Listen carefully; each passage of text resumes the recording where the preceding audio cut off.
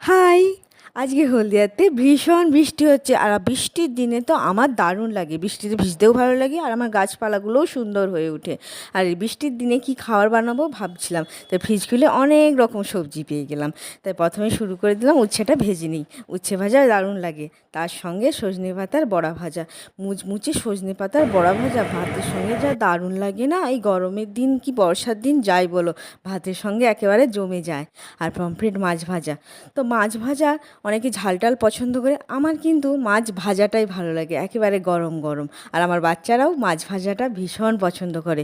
তার সঙ্গে যদি ইলিশ মাছটাও ভাজা হয় না, দারুণ হয়। কিন্তু আজকে ইলিশ মাছ ছিল না, পমফ্রেট মাছটাই ছিল।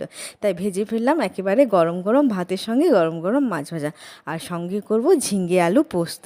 তাই পোস্তটা বেটে ভালো করে ঝিঙে আলুটা ভেজে আর তরকারিটা করে ফেললাম। তো রেডি হয়ে গেল আমার ঝিঙে আলুর পোস্ত, একেবারে গরম গরম ভাতের সঙ্গে। তারপর আমি থালিটা সাজিয়ে নিলাম, সব কিছু যা বানিয়েছিলাম সব এক এক করে দিয়ে দিলাম। আমার কিন্তু পোস্ত বাটাটা দারুণ লাগে, তোমরা যাই বলো। পোস্ত বাটার সঙ্গে ভাত জমে যায় একেবারে তরকারির থেকে। পোস্ত বাটা আমি ভীষণ পছন্দ করি। তো এই ছিল আজকের মেনু। আর সবাই ভালো থেকো, আর সবাই ভালো থেকো। Tata, bye bye. কেমন লাগলো জানিও। সবাই নিজের খেয়াল রেখো, টেক কেয়ার।